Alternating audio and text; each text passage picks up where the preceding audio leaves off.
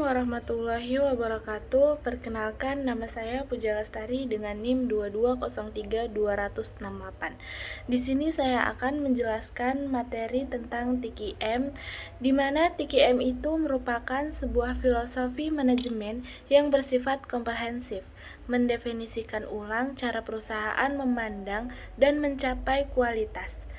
Inti dari TKM adalah strategi untuk mengelola kualitas suatu layanan atau produk perusahaan agar secara menyeluruh berfokus pada selera konsumen. Hal ini berarti setiap keputusan, desain, dan proses harus didasarkan pada pemahaman mendalam tentang apa yang diinginkan dan dihargai oleh pelanggan.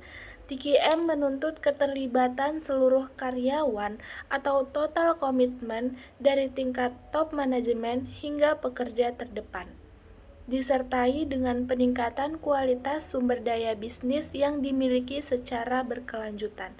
Secara strategi bisnis, TKM berfokus pada pembangunan loyalitas pelanggan untuk mencapai kesuksesan dalam jangka panjang.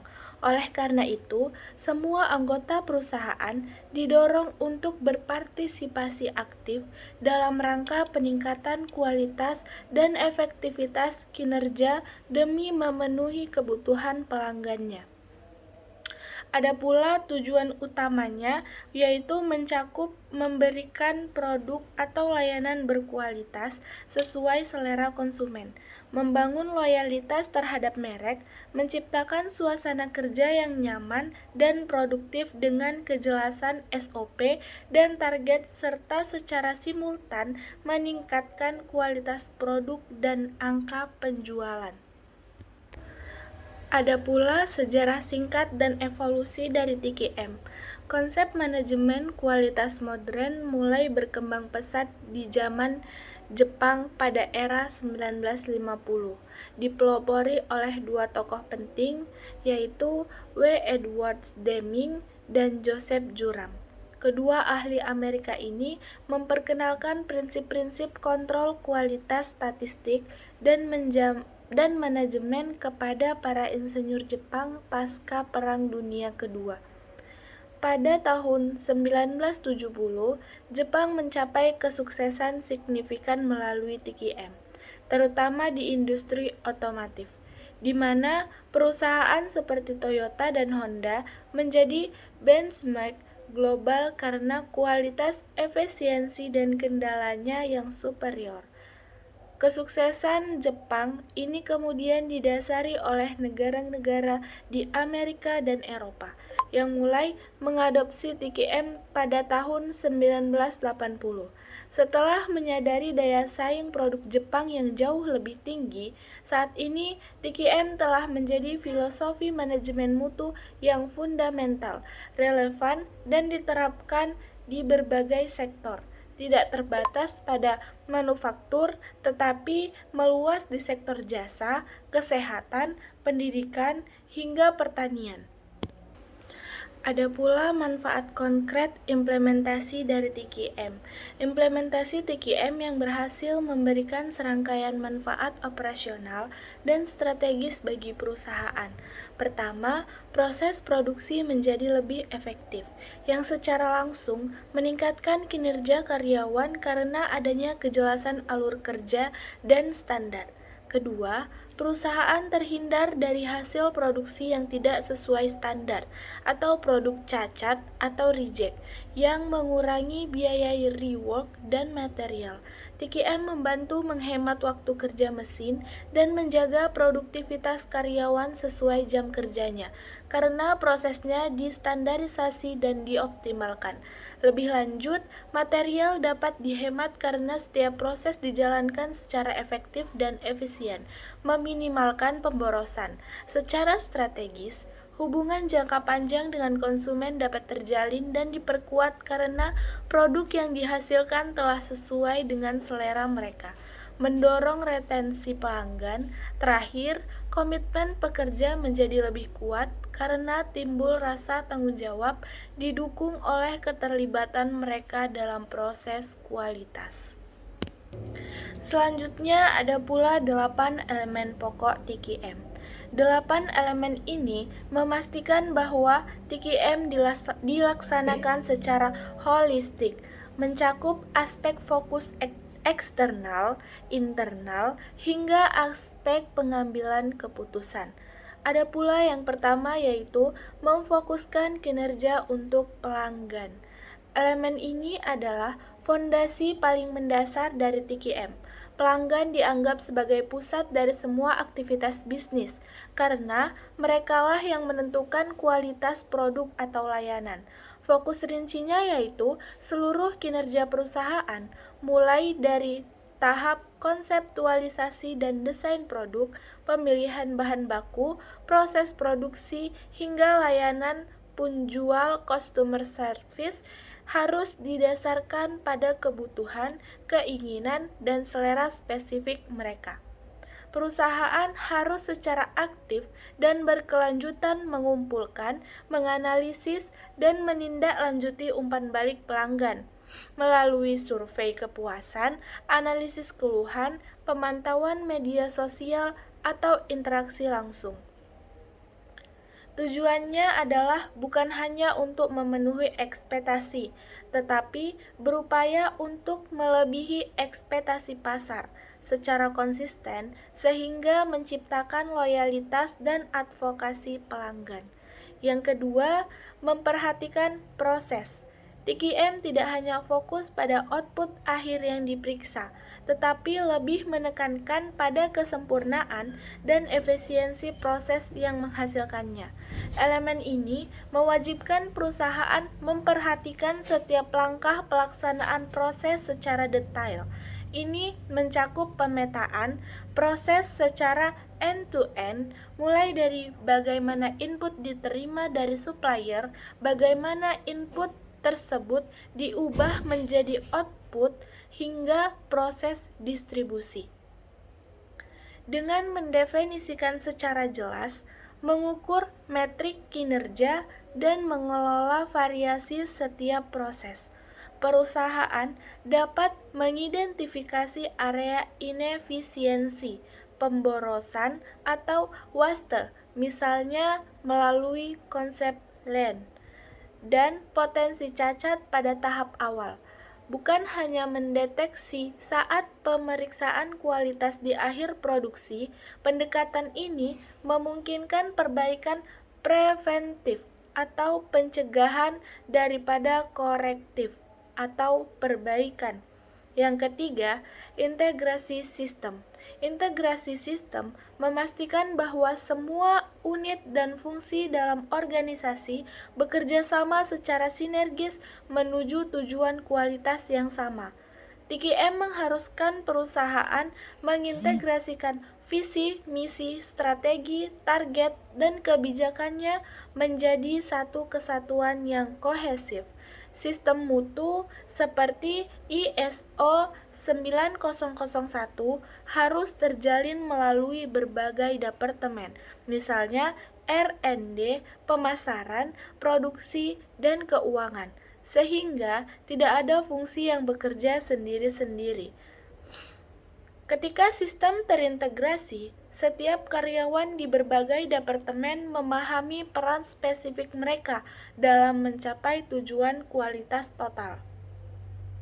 Misalnya, bagian pemasaran tidak hanya fokus pada penjualan, tetapi juga pada penyampaian janji kualitas.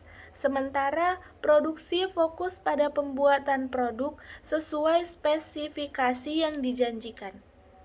Komunikasi formal dan standarisasi prosedur lintas fungsi adalah kunci dari integritas ini. Yang keempat, keterlibatan seluruh karyawan. Kualitas bukanlah tanggung jawab satu departemen atau manajer, melainkan tanggung jawab kolektif yang melibatkan setiap individu dalam organisasi. Elemen ini menuntut partisipasi aktif, penuh komitmen, dan berkelanjutan dari seluruh karyawan, dari manajemen puncak hingga tingkat operasional terendah, dalam pelaksanaan proses produksi dan upaya peningkatan kualitas. Keterlibatan ini diwujudkan melalui pemberdayaan di mana karyawan diberikan pelatihan yang memadai, diberikan wewenang untuk mengambil keputusan terkait kualitas dalam batas tanggung jawab mereka. Misalnya, menghentikan lini produksi jika menemukan cacat serius, dan didorong untuk mengusulkan ide-ide perbaikan. Hal ini menumbuhkan rasa kepemilikan dan komitmen terhadap tugas dan kualitas. Ada pula yang kelima, yaitu peningkatan secara berkelanjutan. Elemen ini menekan bahwa upaya peningkatan kinerja harus dilakukan tanpa henti, never-ending process. Stagnasi berarti kemunduran dalam persaingan. Peningkatan berkelanjutan atau biasa yang disebut dengan continuous improvement atau kaizen dalam istilah Jepang adalah proses sistematis untuk mencari dan menerapkan perbaikan kecil yang bertahap di semua area organisasi. Tujuannya adalah menghilangkan pemborosan dan mengurangi variasi dalam proses. Perusahaan menerapkan siklus perbaikan seperti PDCA, Plan Do Check Act, atau metode perbaikan lainnya untuk terus menguji dan menyempurnakan proses, produk, dan layanan.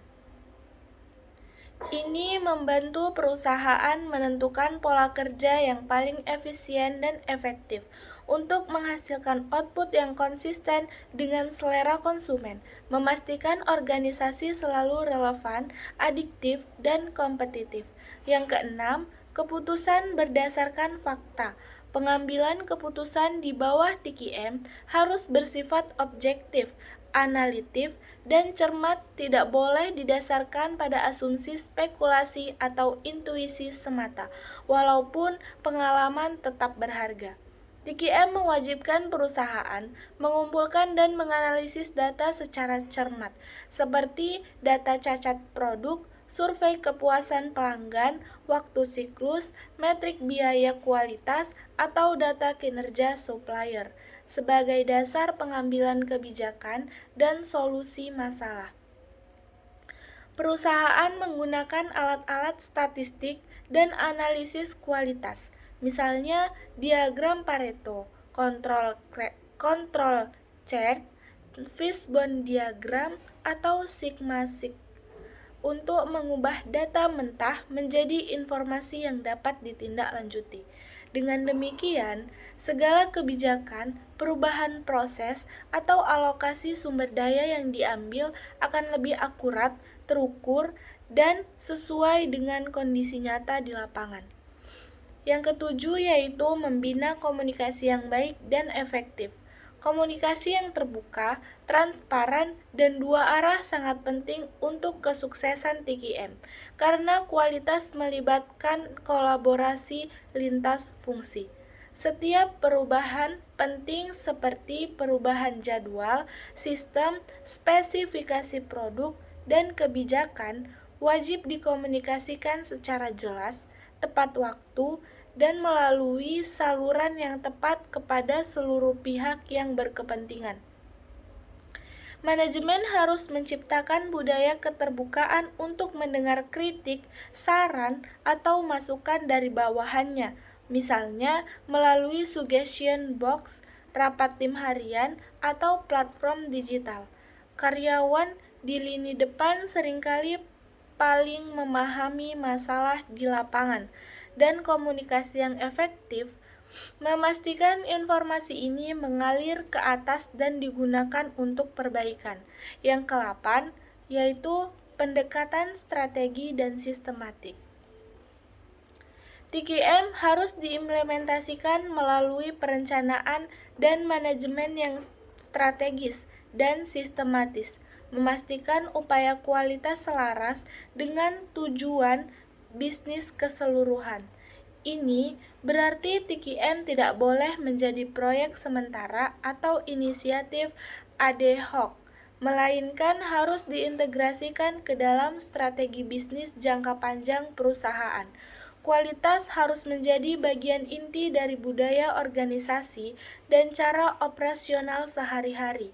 Pendekatan ini memastikan bahwa TKM berlandaskan pada visi dan misi perusahaan, yaitu vision, mission, dan values. Setiap upaya peningkatan kualitas didokumentasikan, terstruktur, memiliki pemilik, KPI, dan timeline yang jelas, dan diselaraskan untuk mencapai target kualitas total yang ditetapkan perusahaan, misalnya melalui penerapan balance scorecard dan Hoshin-Kanri. Manfaat TKM, baik finansial maupun non-finansial, harus tetap dipantau dan diukur secara sistematis. Ada pula yang selanjutnya yaitu siklus PDAC, Plan, Do, Check, Act, mesin peningkatan kualitas TKM yang strategis. TQM atau Total Quality Management bukanlah tujuan akhir, ia adalah sebuah perjalanan, dan mesin yang menggerakkan perjalanan peningkatan tanpa akhir ini adalah siklus PDCA, Plan, Do, Check, Act. Dikenal juga sebagai siklus Shewhart atau Deming. PDCA adalah model manajemen universal yang menyatukan prinsip peningkatan berkelanjutan dan keputusan berdasarkan fakta yang menjadi pilar TKM. PDCA memastikan bahwa setiap inisiatif perbaikan adalah sistematis, terukur, dan berulang. Ini mengubah dugaan menjadi pengetahuan yang kokoh. Mari kita bedah 4 kuadran vital dari siklus ini. Ada pula yang pertama yaitu plan atau rencana, menganalisis dan merancang solusi. Langkah pertama dan terpenting adalah plan atau perencanaan. Di sini kita mengubah masalah menjadi proyek yang dapat dikelola. Fase ini dimulai dengan identifikasi masalah yang didukung data. Seringkali menggunakan diagram Pareto untuk memprioritaskan 20% masalah yang menyebabkan 80% dampak. Kemudian, tim TKM harus menyelam ke dalam analisis akar masalah. Kita menggunakan alat-alat seperti diagram sebab akibat atau fishbone untuk mengeksplorasi 6 kategori penyebab utama: manusia, metode, mesin, material, pengukuran, dan lingkungannya. Tujuannya yaitu untuk merumuskan hipotesis yang jelas tentang penyebab utama dan kemudian merancang solusi uji coba yang spesifik dan terukur. Rencana ini harus mencakup target hasil yang jelas, metrik keberhasilan, dan prosedur dokumentasi yang terperinci. Ingat, kegagalan dalam merencanakan adalah merencanakan kegagalan. Yang ketiga yaitu do atau lakukan. Uji coba terkontrol dan implementasi. Setelah rencana disetujui oleh manajemen, kita masuk ke fase do. Ini adalah implementasi namun dengan kata kunci terkontrol. Kita menerapkan solusi sebagai proyek percontohan. Mengapa skala kecil? Untuk memvalidasi hipotesis tanpa mengganggu operasi bisnis inti dan membatasi risiko. Kunci keberhasilan di sini adalah keterlibatan total karyawan. Tim yang terlibat harus mendapatkan pelatihan yang menyeluruh tentang prosedur terbaru. Selama uji coba, 2 hal mutlak harus dilakukan. Yang pertama, memastikan bahwa perubahan dilakukan persis seperti yang direncanakan. Dan kedua, mengumpulkan data secara disiplin sesuai dengan metrik yang ditetapkan. Semua penyimpanan di rencana, meskipun kecil, harus didokumentasikan. Fase ini adalah laboratorium TKM di lingkungan kerja nyata. Yang keempat yaitu cek atau periksa, mengukur fakta, dan pembelajaran. Fase cek adalah jembatan antara tindakan dan pengambilan keputusan yang berdasarkan fakta. Kita menganalisis data yang terkumpul pada tahap do menggunakan alat kualitas statistik. Apakah tingkat cacat berkurang? Apakah waktu siklus benar-benar meningkat? Penggunaan alat seperti grafik kontrol membantu kita membedakan antara variasi alami dalam proses dan variasi yang disebabkan oleh perubahan yang kita terapkan. Ini adalah momen evaluasi kritis. Jika hasil positif, kita harus memahami mengapa solusi tersebut berhasil. Jika hasil negatif, kita harus jujur, mengidentifikasi kegagalan, dan mendapatkan pembelajaran yang berharga. Proses ini mencerminkan prinsip TQM untuk transparansi dan objektivitas dalam pengambilan keputusan. Yang kelima yaitu ACT atau tindak lanjut, standarisasi dan iterasi siklus. Nah, fase terakhir ini, ACT adalah yang menutup siklus ini dan mempersiapkan siklus selanjutnya. Jika uji coba terbukti efektif dan berkelanjutan, kita harus mengambil tindakan untuk standarisasi. Perubahan yang berhasil diubah menjadi SOP, Standard Operating Procedure, baru yang berlaku di seluruh organisasi. Ini adalah cara kita mengunci perbaikan. Komunikasi efektif di sini sangat penting untuk memastikan seluruh karyawan mengetahui dan mengikuti standar baru. Namun, jika uji coba tidak memenuhi target, kita mengambil aksi korektif dan kembali ke fase plan. Kita memulai siklus baru dengan mengetahui yang lebih baik mengenai akar masalah dan hipotesis solusi yang lebih matang. Peningkatan yang baru dicapai akan menjadi baseline baru. Siklus PDC pun terus-menerus menjamin bahwa organisasi Anda tidak hanya mencapai kualitas, tetapi juga mempertahankannya melalui pembelajaran organisasi yang tiada akhir. PDCA adalah detak jantung dari keunggulan yang berkelanjutan. Selanjutnya yaitu kriteria pengukuran implementasi total quality management. Keberhasilan implementasi TQM tidak diukur hanya dari selembar sertifikat, melainkan melalui serangkaian indikator kunci yang bersifat holistik, mencerminkan perubahan budaya dan proses dalam organisasi. Manajemen kualitas operasional yang berjalan dengan baik menjadi indikasi fundamental, yang berarti bukan hanya produk akhir yang berkualitas, tetapi juga konsistensi dan keandalan proses yang menghasilkannya. Ini seringkali diukur melalui penurunan tingkat cacat, berkurangnya pengerjaan ulang, dan peningkatan first pass yield atau FPY.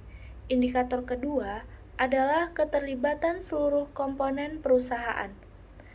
Implementasi TQM dianggap kurang sempurna jika masih ada pekerja dari level teratas hingga operasional yang tidak terlibat aktif. Tolak ukur partisipasi ini diukur melalui jumlah saran perbaikan yang diajukan karyawan, keaktifan dalam lingkaran kualitas, dan tingkat partisipasi dalam pelatihan kualitas. Keberhasilan TQM menuntut buy-in dari semua orang, menjadikannya budaya bukan sekedar program. Ketiga, fokus perusahaan terhadap kepuasan konsumen harus tercermin dalam metrik eksternal. Perusahaan yang berhasil menerapkan TQM akan menunjukkan peningkatan signifikan dalam metrik seperti Net Promoter Score atau NPS, Customer Satisfaction Score, penurunan jumlah keluhan, dan peningkatan retensi pelanggan. Hal ini menegaskan bahwa seluruh upaya internal diarahkan pada penciptaan nilai superior bagi pelanggan. Selanjutnya, yang keempat yaitu pendidikan dan pelatihan yang baik pada karyawan. Pendidikan dan pelatihan yang baik pada karyawan adalah indikator kunci karena meningkatkan kompetensi. Kualitas implementasi TQM dinilai dari investasi perusahaan pada pengembangan keterampilan karyawan, baik itu soft skill dalam hal pemecahan masalah dan kerja tim, maupun hard skill dalam hal penggunaan alat statistik dan teknik inspeksi baru. Pelatihan yang efektif memastikan karyawan memiliki kemampuan dan otoritas yang dibutuhkan untuk menjaga dan meningkatkan kualitas di lini mereka masing-masing. Yang terakhir yaitu kualitas perencanaan yang matang sejak awal. Ini adalah indikator strategis. Hal ini terlihat dari seberapa baik TQM terintegrasi ke dalam perencanaan strategis perusahaan. Strategi and systematic approach. Perencanaan yang matang diindikasikan oleh adanya roadmap TQM yang jelas, alokasi sumber daya yang terstruktur, dan penerapan siklus PDAC yang konsisten, yang semuanya menentukan bagaimana jalannya TQM secara keseluruhan dan memastikan keberlanjutan filosofinya. Ada pula 5 komponen utama TQM yang bekerja sinergis. 5 komponen TQM ini bekerja secara sinergis membentuk sistem manajemen kualitas yang komprehensif. Mereka bergerak dari sifat reaktif hingga proaktif, dari pengendalian teknis hingga budaya organisasi, dan akhirnya berfokus pada hasil akhir yaitu nilai pelanggan. Baik, yang pertama yaitu quality control, di mana pengendalian mutu produk atau proses. Quality control menduduki posisi sebagai fungsi operasional yang bersifat reaktif dan esensial dalam kerangka quality management. Tugas utamanya adalah memverifikasi secara faktual bahwa produk atau layanan yang telah dihasilkan memenuhi spesifikasi dan standar kualitas yang ditetapkan. QC atau Quality Control bertindak sebagai garis pertahanan terakhir sebelum produk mencapai pelanggan. Ini melibatkan serangkaian kegiatan pemeriksaan, pengujian, dan verifikasi yang dilakukan pada titik-titik kritis dalam proses produksi atau saat produk telah selesai. Tujuannya bukan untuk membuat kualitas, melainkan untuk mengukur kualitas yang sudah ada secara akurat, mengidentifikasi dan mengisolasi produk atau komponen yang menyimpang dari standar yang disepakati, memastikan hanya output yang sesuai yang dilepas ke pasar. Kontrol quality beroperasi berdasarkan prinsip identifikasi cacat dan bekerja secara kontras dengan quality assurance yang bersifat preventif. Proses kontrol quality melibatkan penggunaan berbagai peralatan pengujian dan pengukuran yang dikalibrasi secara ketat untuk memastikan akurasi data. Misalnya di manufaktur, ini bisa berupa pengujian dimensi, kekuatan material, atau kinerja fungsional. Dalam layanan, ini bisa berupa audit misteri atau pengecekan kepatuhan layanan terhadap skrip atau standar. Semua aktivitas ini didokumentasikan secara rinci, menciptakan catatan histori tentang kinerja kualitas produk.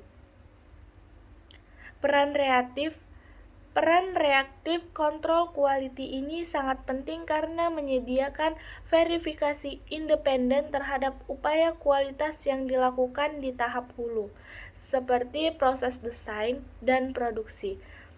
Meskipun filosofi TKM bertujuan untuk mengurangi ketergantungan pada infeksi intensif melalui perbaikan, kontrol quality tetap menjadi sumber data diagnostik yang krusial. Data yang dikumpulkan oleh kontrol quality seperti jenis cacat yang paling umum, frekuensi kemunculannya, dan lokasi terjadinya adalah input vital yang menggerakkan komponen continuous improvement. Analisis data kontrol quality sangat yang akurat dan berbasis fakta dapat mengungkapkan tren, pola, dan titik kegagalan sistematik yang kemudian menjadi fokus utama tim perbaikan yang menggunakan alat seperti siklus PDCA dan diagram Pareto. Dengan demikian, kontrol quality sebagai mata organisasi yang mengamati hasil yang kemudian memicu tindakan korektif dan preventif pada proses hulu. Kegagalan dalam proses fungsi kontrol quality dapat memiliki dampak finansial dan reputasi yang signifikan.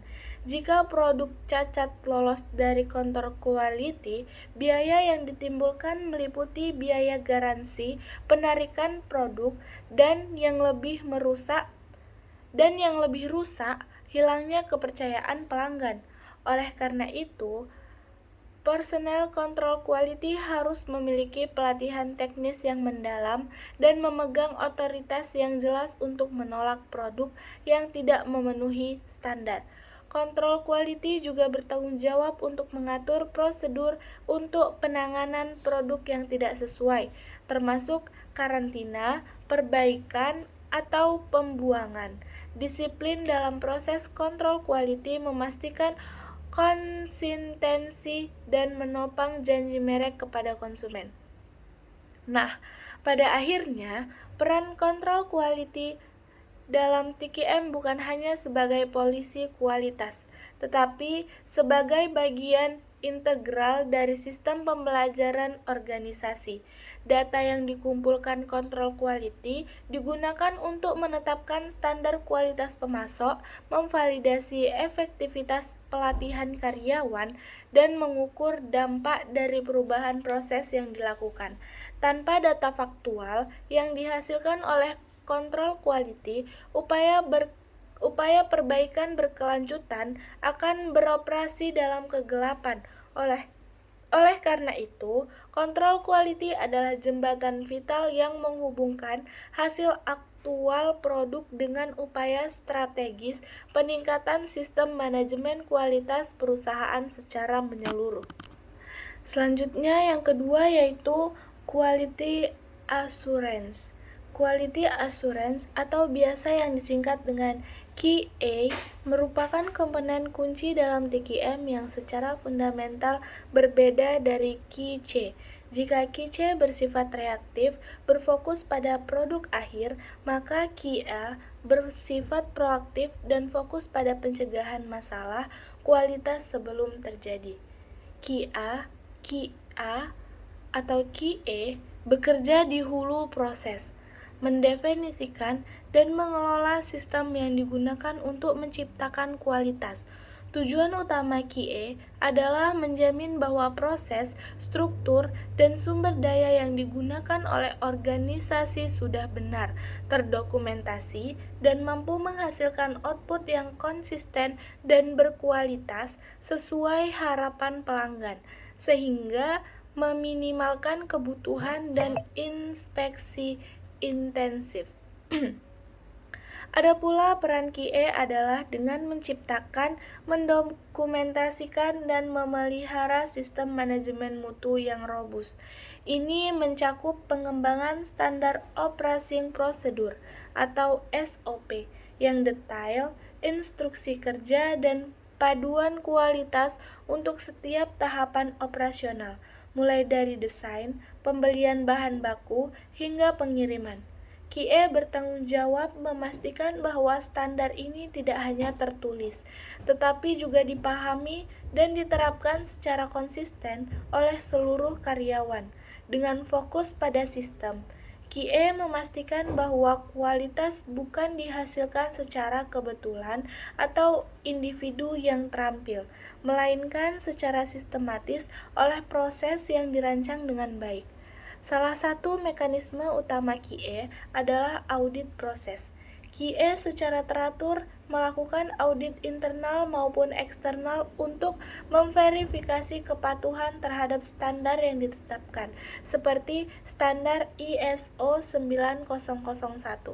Audit ini menilai apakah karyawan mematuhi SOP, apakah mesin dikalibrasi dengan benar, dan apakah bahan baku memenuhi spesifikasi yang disyaratkan. Jika audit menentukan penyimpangan atau kelemahan dalam sistem, QA memprakarsai tindakan pencegahan dan tindakan korektif pada tingkat sistem, bukan hanya pada produk. Tindakan ini secara signifikan mengurangi potensi timbulnya cacat sejak dini, bahkan sebelum produk mencapai lini produksi.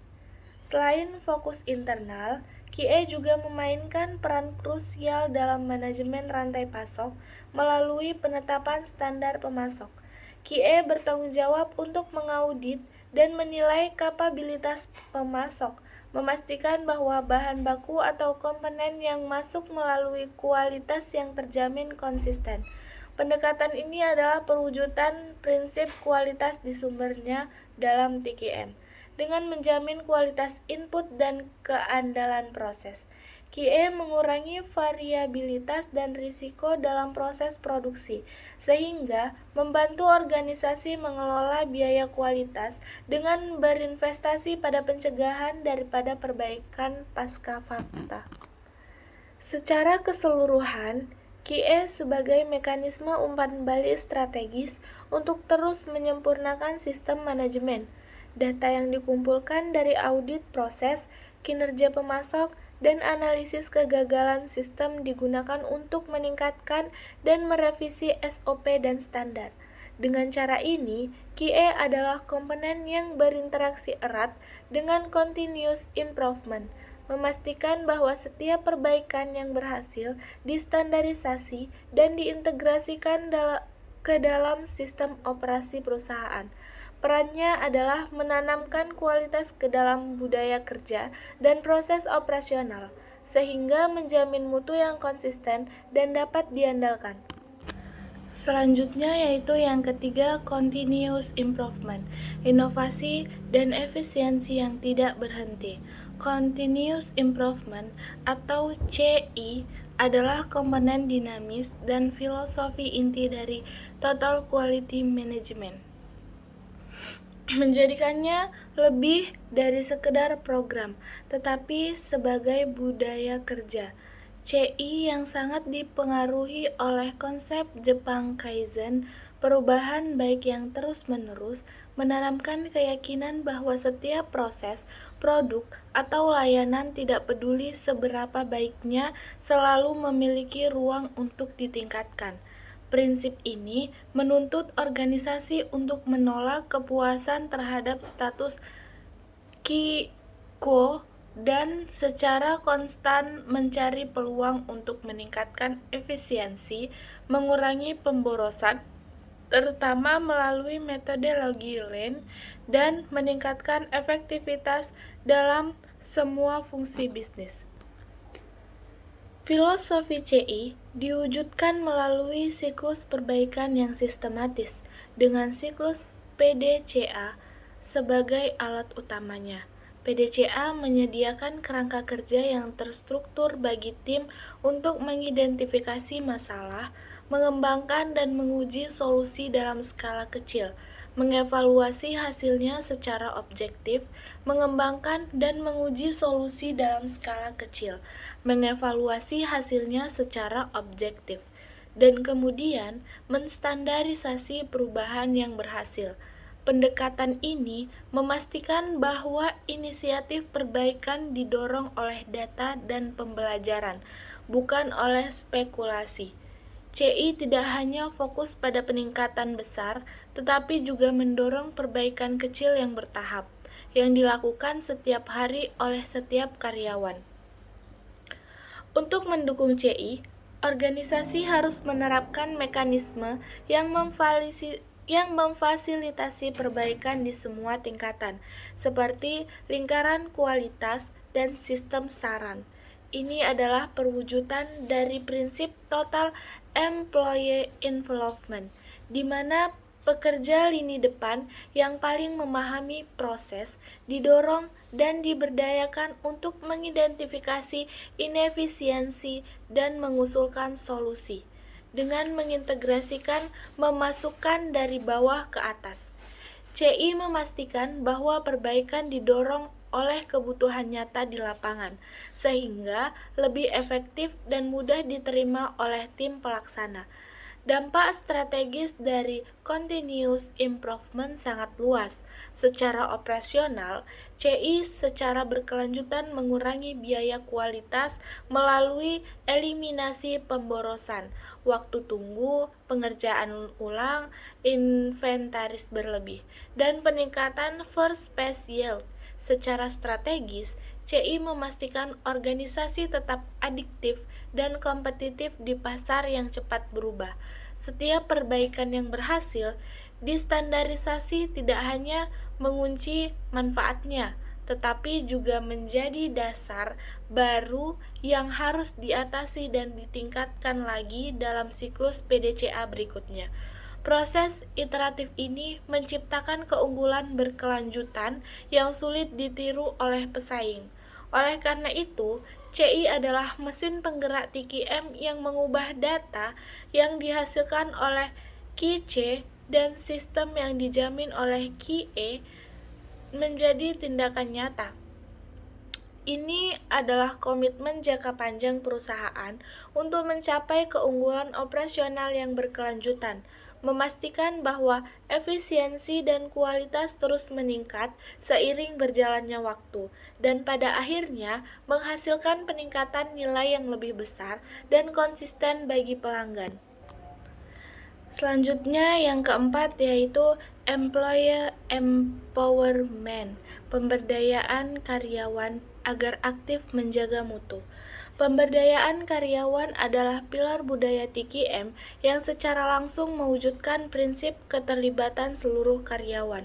Komponen ini mengakui bahwa kualitas tertinggi dicapai bukan melalui inspeksi yang ketat, melainkan melalui komitmen dan kepemilikan setiap individu. Pemberdayaan berfokus pada investasi strategis pada pekerja lini depan, mereka yang paling dekat dengan proses dan pelanggan, dengan cara memberikan pelatihan keterampilan yang memadai dan pendelegasian bertanggung jawab serta otoritas yang lebih besar. Tujuannya adalah untuk mengubah peran karyawan dari sekedar operator pasif menjadi pemilik kualitas yang aktif di area kerja mereka. Implementasi efektif dari pemberdayaan menuntut manajemen untuk menciptakan lingkungan yang mendukung pengambilan risiko yang terukur dan inisiatif. Karyawan diberdayakan untuk mengidentifikasi masalah kualitas, begitu masalah itu muncul, dan secara proaktif mengusulkan solusi perbaikan. Contoh otoritas yang didelegasikan mencakup hak untuk menghentikan proses jika mereka mendeteksi cacat kritis yang dapat membahayakan produk atau keselamatan. Otoritas ini adalah manifestasi nyata dari kepercayaan manajemen terhadap penilaian dan kemampuan pekerja, dan menjamin bahwa masalah ditangani secara instan pada sumbernya, bukan diabaikan. Pemberian wewenang yang lebih besar ini harus diiringi dengan investasi besar dalam pendidikan dan pelatihan. Pelatihan tidak hanya mencakup keterampilan teknis untuk tugas spesifik, tetapi juga keterampilan lunak seperti soft skill penting seperti pemecahan masalah menggunakan alat statistik TQM, komunikasi, dan kerja tim. Keterlibatan seringkali distrukturkan melalui tim swakelola atau lingkaran kualitas, di mana karyawan diberikan waktu dan sumber daya untuk menganalisis data, membuat keputusan, dan mengimplementasikan perbaikan di area kerja. Ini memaksimalkan penggunaan modal intelektual seluruh organisasi. Dampak dari pemberdayaan karyawan bersifat ganda. Secara internal, hal itu secara signifikan meningkatkan moral, kepuasan kerja, dan retensi karyawan karena pekerja merasa dihargai dan memiliki pengaruh. Sedangkan secara operasional, pemberdayaan mempercepat siklus perbaikan dan menghasilkan solusi yang lebih praktis dan efektif karena didorong oleh orang-orang yang paling memahami masalah di lapangan. Ketika karyawan merasa bertanggung jawab atas kualitas output, perusahaan beralih dari model di mana kualitas adalah tanggung jawab manajer menjadi model di mana kualitas adalah tanggung jawab bersama yang didistribusikan. Nah, pada intinya, pemberdayaan karyawan adalah pengakuan bahwa manusia adalah sumber daya terpenting dalam TKM. Itu memastikan bahwa perubahan proses dan peningkatan kualitas tidak hanya datang dari atas, tetapi juga didorong dari bawah ke atas. Dengan memberdayakan karyawan, organisasi tidak hanya meningkatkan kualitas, tetapi juga membangun budaya inovasi dan akuntabilitas yang menjamin keberlanjutan filosofi TKM. Karena inisiatif perbaikan menjadi bagian dari pekerjaan sehari-hari setiap individu. Baik, selanjutnya yang kelima yaitu customer satisfaction, kepuasan pelanggan. Tujuan akhir dari TKM. Kepuasan pelanggan adalah tujuan akhir dan ukuran keberhasilan tertinggi dari seluruh implementasi total quality management. Kualitas di mata TKM didefinisikan secara eksklusif oleh persepsi dan pengalaman pelanggan. Oleh karena itu, seluruh komponen internal TKM diarahkan untuk mencapai dan melampaui kebutuhan, selera, dan harapan konsumen. Fokusnya tidak hanya pada pemenuhan spesifikasi teknis yang merupakan tugas QC, tetapi pada penyampaian nilai yang superior kepada pengguna akhir, memastikan bahwa produk atau layanan memecahkan masalah mereka dan meningkatkan pengalaman mereka secara keseluruhan. Mencapai kepuasan pelanggan menuntut organisasi untuk proaktif dalam memahami suara pelanggan. Hal ini dilakukan melalui berbagai metode pengumpulan data. Nah, metode pengumpulan data itu termasuk survei kepuasan pelanggan, analisis Net Promoter Score, pemantauan keluhan, dan analisis interaksi media sosial. Data yang dikumpulkan ini kemudian menjadi input strategis yang digunakan untuk memprioritaskan inisiatif continuous improvement. Artinya, seluruh upaya perbaikan proses, pencegahan cacat, dan inovasi harus divalidasi dengan pertanyaan apakah ini meningkatkan pengalaman dan kepuasan pelanggan.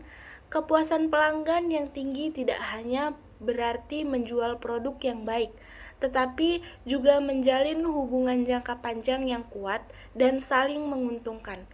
TKM berfokus pada kualitas dalam sistem interaksi, mulai dari respon layanan pelanggan, kemudahan pembelian, hingga keandalan purnal jual. Konsistensi dalam memberikan pengalaman superior ini yang dijamin oleh sistem quality assurance dan didukung oleh komitmen pemberdayaan karyawan, menciptakan loyalitas merek yang mendalam. Pelanggan yang puas cenderung melakukan pembelian berulang dan menjadi advokat yang merekomendasikan perusahaan ke orang lain.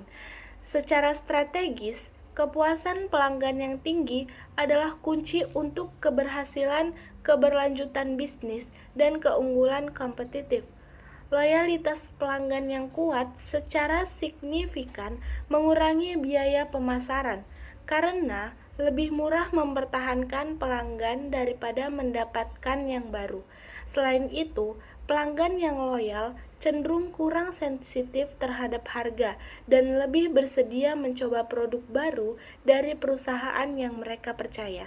Dengan demikian, metrik kepuasan pelanggan berfungsi sebagai indikator utama untuk kesehatan finansial perusahaan di masa depan, menghubungkan investasi internal TQM langsung pada profitabilitas jangka panjang. Oleh karena itu, kepuasan pelanggan bukan hanya sekedar metrik, melainkan filosofi paduan TQM. Ini adalah tujuan akhir di mana semua upaya organisasi bertemu. Ketika organisasi berhasil mengintegrasikan semua pilar TQM, hasilnya adalah proses yang berkualitas tinggi, diverifikasi oleh QC, dihasilkan oleh proses yang andal, dijamin oleh QA, yang diteruskan, ditingkatkan oleh QE, didukung oleh karyawan yang bertanggung jawab, yang pada akhirnya menghasilkan nilai maksimal bagi pelanggan, mendorong pertumbuhan pangsa pasar, dan menjamin kesuksesan bisnis yang berkelanjutan. Keberhasilan total quality management bukan hanya tentang filosofi dan komitmen, tetapi juga tentang kemampuan praktis untuk menganalisis dan memecahkan masalah. Ini adalah jembatan yang menghubungkan prinsip keputusan berdasarkan fakta dengan peningkatan berkelanjutan. Perangkat inilah yang memungkinkan karyawan yang diberdayakan untuk bekerja dengan secara sistematis. Ada pula 7 alat dasar kualitas dalam implementasi PDCA. Ketujuh alat ini adalah pondasi dari analisis kualitas dan wajib dikuasai oleh tim TQM khususnya pada fase plan dan cek dari siklus PDCA. Nah, yang pertama itu diagram sebab akibat atau fishbone. Alat ini adalah kunci dalam fase plan. Diagram tulang ikan memfasilitasi brainstorming tim lintas fungsi, mewujudkan integritas sistem dan total employee involvement untuk mengidentifikasi semua faktor potensial yang berkontribusi pada suatu masalah dengan mengategorikan penyebab. Diagram ini memaksa tim untuk berpikir dengan secara holistik dan sistematis melampaui gejala permukaan untuk menemukan akar masalah yang sebenarnya perlu diatasi. Nah, yang kedua itu diagram Pareto. Diagram ini adalah perangkat visual penting untuk prinsip keputusan berdasarkan fakta dan strategi approach. Diagram Pareto secara eksplisit menerapkan prinsip 80-20 untuk mengidentifikasi sedikit vital penyebab cacat atau keluhan pelanggan dengan mengurutkan penyebab dari yang paling sering ke yang paling jarang. Diagram Pareto memungkinkan tim TQM untuk memprioritaskan upaya perbaikan mereka. Prioritas yang tepat memastikan bahwa sumber daya yang terbatas difokuskan pada area yang menghasilkan peningkatan kualitas dan pengembalian investasi atau return on investment terbesar. Nah, yang ketiga, lembar periksa. Lembar periksa adalah alat paling dasar untuk memastikan data yang digunakan dalam TQM adalah akurat, konsisten, dan mudah dikumpulkan. Digunakan pada tahap DO dari PDAC dan merupakan alat fundamental untuk kontrol quality. Desain lembar periksa yang baik memastikan bahwa setiap orang mengumpulkan data dengan cara yang sama, di lokasi yang sama, dan pada waktu yang sama, mengubah observasi mentah di lapangan menjadi data terstruktur yang dapat dianalisis secara statistik pada tahap cek. Nah, yang keempat, diagram sebar. Diagram sebar ini sebagai alat analisis. Diagram sebar mendukung keputusan berdasarkan fakta dengan memvisualisasikan korelasi. Alat ini digunakan untuk menguji hipotesis yang muncul dari diagram sebab akibat.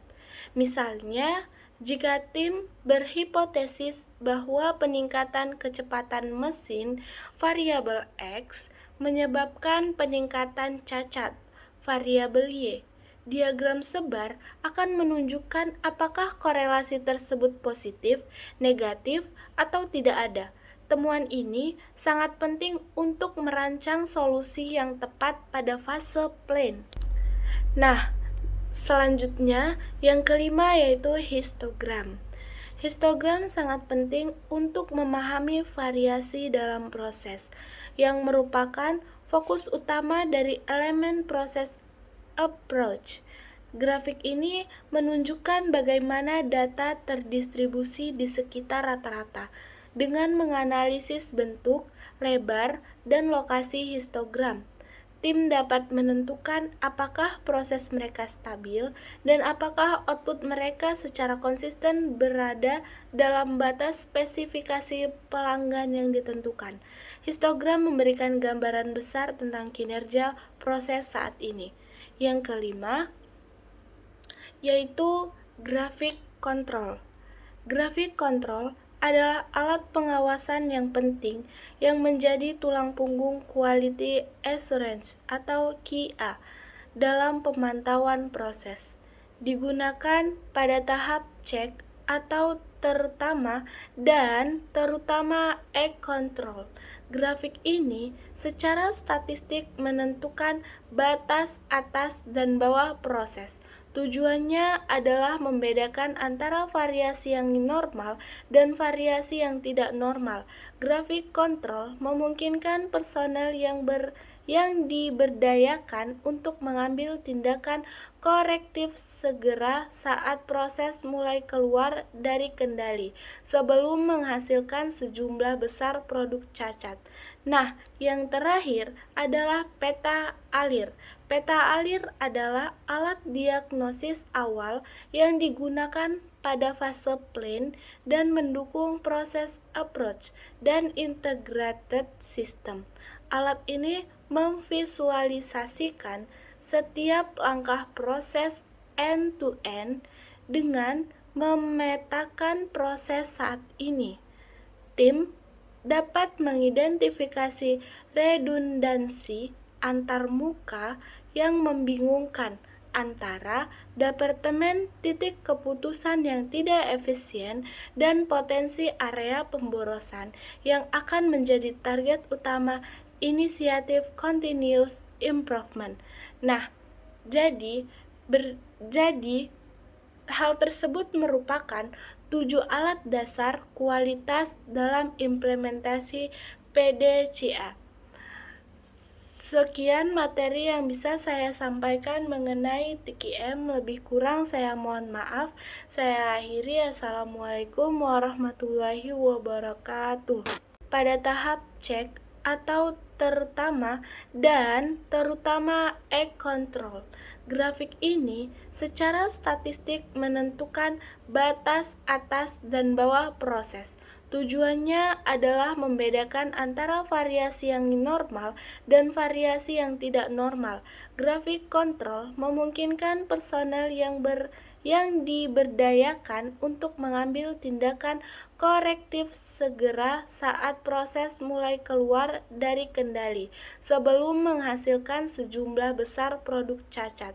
Nah, yang terakhir adalah peta alir. Peta alir adalah alat diagnosis awal yang digunakan pada fase plan dan mendukung proses approach dan integrated system.